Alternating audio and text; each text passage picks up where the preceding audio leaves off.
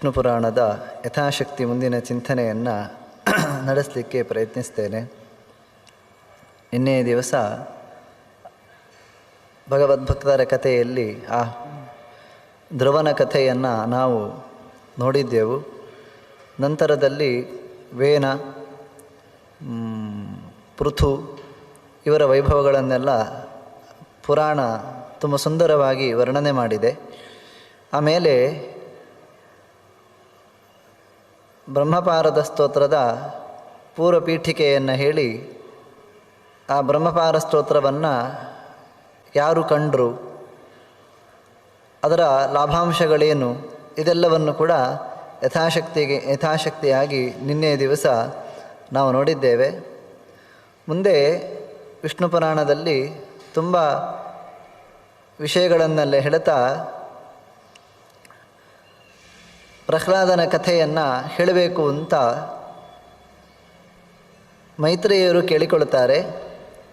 ಅದಕ್ಕೆ ಅವರ ಕಥೆಯನ್ನು, ಪ್ರಹ್ಲಾದನ ಚರಿತ್ರೆಯನ್ನು ಹೇಳ್ತಾ ಇದ್ದಾರೆ.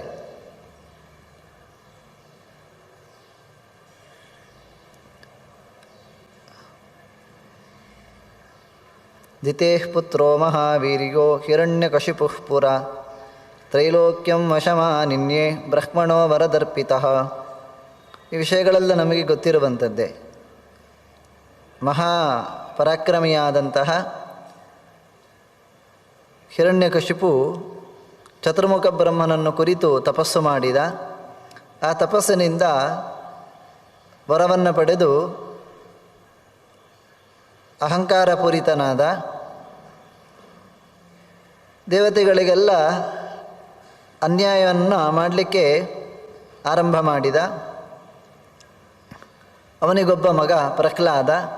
ನೇರ ಆ ಕಥೆಗೆ ಪುರಾಣ ಬರ್ತಾ ಇದೆ. ಅವನನ್ನು ಓದಲಿಕ್ಕೋಸ್ಕರ ಗುರುಕುಲಕ್ಕೆ ಹಾಕಿದ್ದಾನೆ. ಪಪಾಠ ಬಾಲಪಾಠ್ಯಾನಿ ಗುರುಗೇಹಂ ಗತೋರ್ಭಕಃ. ಅವನನ್ನು ಭಾಗವತದಲ್ಲಿ ತುಂಬ ವಿಸ್ತಾರವಾಗಿ ಇದೆ.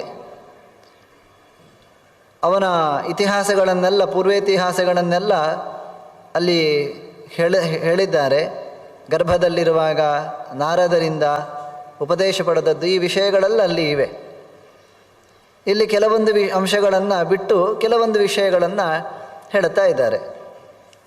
ಅದರ ಕೆಲವೊಂದು ವಿಷಯಗಳು ತುಂಬ ವಿಸ್ತಾರವಾಗಿ ಮೂಡಿಬಂದಿದೆ. ಅವನನ್ನು ಅಧ್ಯಯನಕ್ಕೋಸ್ಕರ ಹಾಕಿದ್ದಾನೆ. ಅಲ್ಲಿ ಆರಂಭದಲ್ಲಿ ಹೇಳಿದ್ದಾನೆ, ಯಾವ ಕಾಲಕ್ಕೂ ಕೂಡ ಧರ್ಮ ಮತ್ತು ಮೋಕ್ಷ ಇದರ ಬಗ್ಗೆ ನೀವು ಪಾಠವನ್ನು ಮಾಡಬೇಡಿ ಅಂತ. ಏನಿದ್ರೂ ಅರ್ಥ ಮತ್ತು ಕಾಮದ ಬಗ್ಗೆ ತಾವು ತಿಳಿಸಿಕೊಡಬೇಕು ಅಂತ. ಒಂದು ದಿವಸ ಹಿರಣ್ಯಕಶಿಪು ಹೋಗಿದ್ದಾನಂತೆ. ಇವನದ್ದು ಓದು ಎಷ್ಟಾಯಿತು ಅಂತ ನೋಡುವ ಅಂತ. ಭಾಗವತದಲ್ಲಿ 1-2 ಬಾರಿ ಬರ್ತದೆ ಅಷ್ಟೇ ಗುರುಕುಲಕ್ಕೆ ಹೋಗಿ ಬಂದದ್ದು. ಅಂದರೆ ಗುರುಕುಲಕ್ಕೆ ಹೋಗಿ ಬಂದ ಮಗುವಿನ ಬಳಿ 2 ಬಾರಿ ಹಿರಣ್ಯಕಶಿಪು ಏನು ಓದಿದ್ದಿ ಅಂತ ಕೇಳ್ತಾನೆ. ಇಲ್ಲಿ ಹಾಗಲ್ಲ. ವಿಷ್ಣು ಪುರಾಣದಲ್ಲಿ ಪದೇ ಪದೇ ಪದೇ ಪದೇ ಬರ್ತಾ ಉಂಟು. ಹೋಗೋದು ಏನು ಕಲಿತಿ ಅಂತ ಮತ್ತೆ ಮತ್ತೆ ಮತ್ತೆ ಅವನು ಭಗವತ್ ಚಿಂತನೆಯನ್ನೇ ಹೇಳ್ತಾ ಇದ್ದಾನೆ. ಅದೇ ಒಂದು ವಿಷಯಗಳಾಗ್ತದೆ. ಕೇವಲ ಗುರುಕುಲದಲ್ಲಿ ಅವನು ಓದಿದ ವಿಷಯವನ್ನು ತಂದೆಗೆ ಒಪ್ಪಿಸುವ ವಿಷಯಗಳೇ ಒಂದು ಸಬ್ಜೆಕ್ಟ್. ಅಷ್ಟು ವಿಷಯಗಳು ಇಲ್ಲಿ ಇವೆ. ಅವನು ಕೇಳ್ತಾನೆ, ಇಷ್ಟು ಸಮಯ ನೀನು ಅಧ್ಯಯನ ಮಾಡಿದ್ದಿ, ಏನು ಓದಿದಿ ಅಂತ ಹೇಳು ಅಂತ. ಅದಕ್ಕೆ ಪ್ರಹ್ಲಾದ ಹೇಳ್ತಾನೆ, ಗುರುಕುಲದಲ್ಲಿ ನಾನು ಓದಿದ್ದು ಈ ವಿಷಯಗಳನ್ನು. ಏನು? ಅನಾದಿ ಮಧ್ಯಾಂತಂ ಅಜವೃದ್ಧಿಂ ಅಕ್ಷಯಮಚ್ಯುತಂ ಪ್ರಣತೋಸ್ಮ್ಯಂತ ಸಂತಾನಂ ಸರ್ವಕಾರಣ ಕಾರಣಂ. ಅವನು ಹೇಳ್ತಾನಂತೆ, ಆದಿ ಮಧ್ಯಗಳಿಲ್ಲದ ಭಗವಂತನು ಅಕ್ಷಯನಾಗಿದ್ದಾನೆ. ಏನು ಮಾಡಿದರೂ ಅವನಿಗೆ ಕ್ಷಯ ಎನ್ನುವಂಥದ್ದು ಇಲ್ಲ. ಅಚ್ಯುತಂ, ಅವನಲ್ಲಿ ಯಾವುದೇ ರೀತಿಯಾದಂಥ ದೋಷಗಳು ಕೂಡ ಇಲ್ಲ. ಇಂತಹ ಅವನಿಗೆ ಸರ್ವಕಾರಣ ಕಾರಣಂ. ಜಗತ್ತಿನಲ್ಲಿ ಏನೆಲ್ಲ ಕಾರಣಗಳು ಅಂತ ಉಂಟೋ, ಈ ವಸ್ತು ಆಗಬೇಕಿದ್ರೆ ಈ ವ್ಯಕ್ತಿ ಎನ್ನುವವನು ಕಾರಣ ಅಂತ. ಹಾಗೆ ಯಾವುದೆಲ್ಲ ಸರ್ವಕಾರಣ ಕಾರಣಂ, ಎಲ್ಲದಕ್ಕೂ ಕೂಡ ಮೂಲ ಕಾರಣ ಯಾರು? ಅದು ಭಗವಂತ. ಅಂತಹ ಭಗವಂತನಿಗೆ ನಾನು ನಮಸ್ಕಾರವನ್ನು ಸಲ್ಲಿಸ್ತೇನೆ ಅಂತ ಪ್ರಹ್ಲಾದ ಹೇಳಿದ. ತುಂಬ ಸಿಟ್ಟು ಬಂತಂತೆ. ಸ್ಫುರಿತಾದರ ಪಲ್ಲವ ಅಂತ ತುಟಿ ಅಲುಗಾಡ್ತಾ ಉಂಟು ಅವನಿಗೆ, ಹಿರಣ್ಯಕಶಿಪುವಿಗೆ ಈ ವಿಷಯವನ್ನು ಕೇಳಿ. ಅದಕ್ಕೆ ಅವನು ಹೇಳ್ತಾನೆ, ನೀನೇನು ಓದಿದ್ದು ಇಲ್ಲಿ ಮತ್ತೆ ಗುರುಕುಲದಲ್ಲಿ? ಯಾವುದೇ ಸರ್ವಸ್ವವಾದ ವಿಷಯಗಳನ್ನು ಗ್ರಹಿಸಲೇ ಇಲ್ಲ. ಅಸಾರಂ ಗ್ರಾಹಿತೋ ಬಾಲೋ ಮಾಮವಜ್ಞಾಯ ದುರ್ಮತೆ. ಪುರಾಣದಲ್ಲಿ ಹೇಳ್ತಾರೆ, ಸಾರಾತ್ ಸಾರ ತರೋಹರಿಹಿ ಅಂತ, ಅತ್ಯಂತ ಸಾರಭೂತನಾದವನು ಭಗವಂತ ಅಂತ. ಆದರೆ ಇಲ್ಲಿ ಹಿರಣ್ಯಕಶಿಪು ಹೇಳ್ತಾ ಇದ್ದಾನೆ, ಸಾರರಹಿತನಾದಂತಹ ಭಗವಂತನ ಬಗ್ಗೆ ನೀನು ಓದ್ತಾ ಇದ್ದಿ, ಏನಾದರೂ ಉಪಯೋಗ ಉಂಟಾ? ಸಾಮಾನ್ಯ ಇವತ್ತಿನ ಕಾಲದಲ್ಲಿ ಇದ್ದ ಹಾಗೆ ಯಾರಾದರೂ ಭಗವಂತನ ಬಗ್ಗೆ ಓದ್ತೇವೆ, ಭಗವದ್ಗೀತೆಯ ಬಗ್ಗೆ ಪುರಾಣಗಳ ಚಿಂತನೆ ಮಾಡ್ತೇವೆ ಅಂತ ಹೇಳಿದಾಗ ಲೋಕದಲ್ಲಿ ಮಕ್ಕಳಿಗೆ ಹೇಳುವುದುಂಟು, ಅದರಲ್ಲೇನಿದೆ ಗೊಡ್ಡು ಅಂತ. ಅದನ್ನೆಲ್ಲ ಓದಿ ಉಪಯೋಗ ಇಲ್ಲ. ಅದೇ ರೀತಿಯಾಗಿ ಅದೇ ಧಾಟಿಯಲ್ಲಿ ಇವನು ಹೇಳ್ತಾ ಇದ್ದಾನೆ, ಅಸಾರಂ ಗ್ರಾಹಿತೋ ಬಾಲೋ, ಉಪಯೋಗ ಇಲ್ಲದ ವ್ಯವಸ್ಥೆಗಳನ್ನೆಲ್ಲ ನಿನಗೆ ಯಾರು ಪಾಠ ಮಾಡಿದ್ದು ಅಂತ ಹೇಳ್ತಾ ಇದ್ದಾನೆ. ಗುರುಗಳು ಹೇಳಿದ್ರಂತೆ ಅಲ್ಲಿದ್ದವರು, ಚಂಡಾಮರ್ಕರು, ನಾವಂತೂ ನಾಯಂ ಮದತೆ ತೇಸುತಃ, ನಾವಂತೂ ನಿನ್ನ ಮಗನಿಗಿಂತ ಪಾಠಗಳನ್ನೆಲ್ಲ ಮಾಡಲಿಕ್ಕೆ ಹೋಗಲಿಲ್ಲ ಮಹಾರಾಯ ಅಂತ. ಪ್ರಹ್ಲಾದನ ಹತ್ರನೇ ಹಿರಣ್ಯಕಶಿಪು ಕೇಳ್ತಾನೆ, ಯಾರಿಗೆ ನಿನಗೆ ಪಾಠ ಮಾಡಿದ್ದಾಗಾದರೆ? ಈ ವಿಷಯಗಳನ್ನೆಲ್ಲ ಹೇಳಿದವರು ಯಾರು ಅಂತ. ಅದಕ್ಕೆ ಅವನು ಹೇಳ್ತಾನೆ, ಶಾಸ್ತಾ ವಿಷ್ಣು ಅಶೇಷಸ್ಯ ಜಗತೋ ಯೋ ಹೃದಯ ಸ್ಥಿತಃ ತಮೃತೆ ಪರಮಾತ್ಮಾನಂ ತಾತಕ್ಕಃ ಕೇನ ಶಾಸ್ಯತೆ. ಅಪ, ಇಡೀ ಅಶೇಷಸ್ಯ ಜಗತಃ, ಇಡೀ ಜಗತ್ತಿಗೆ ಯಾವುದನ್ನು ಬಿಡುವ ಹಾಗೆ ಇಲ್ಲ. ಭೂಲೋಕದಿಂದ ಹಿಡಿದು ಸತ್ಯಲೋಕದ ತನಕ ಮಾತ್ರ ಅಲ್ಲ, ಮುಕ್ತಿಯ ತನಕವೂ ಕೂಡ ಎಲ್ಲರನ್ನೂ ಕೂಡ ನಿಯಮನೆ ಮಾಡುವವನು ಅದು ಭಗವಂತ. ಎಲ್ಲಿದ್ದಾನೆ ಅವನು? ಯೋ ಹೃದಯ ಸ್ಥಿತಃ, ಎಲ್ಲರ ಅಂತರ್ಯಾಮಿಯಾಗಿ ಅವನಿದ್ದಾನೆ. ತಮೃತೆ ಪರಮಾತ್ಮಾನಂ, ಅಂತಹ ಇಡೀ ಜಗತ್ತಿನ ಸ್ವಾಮಿಯಾದಂತಹ ಅವನನ್ನು ಬಿಟ್ಟು ಕಹ ಕೇನ ಶಾಸ್ಯತೆ, ಯಾರು ತಾನೇ ನಿಯಮನ ಮಾಡಲಿಕ್ಕೆ ಸಾಧ್ಯ? ಯಾರು ಕೂಡ ನಿಯಮನ ಮಾಡಲಿಕ್ಕೆ ಸಾಧ್ಯ ಇಲ್ಲ.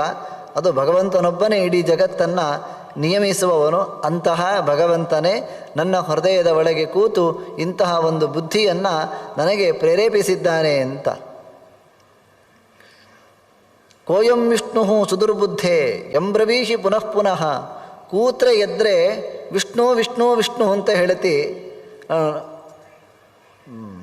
ನನ್ನ ಎದುರಿಗೆ ಎಂತಹ ಅವನು ವಿಷ್ಣು, ಉಪಯೋಗ ಇಲ್ಲದವನು.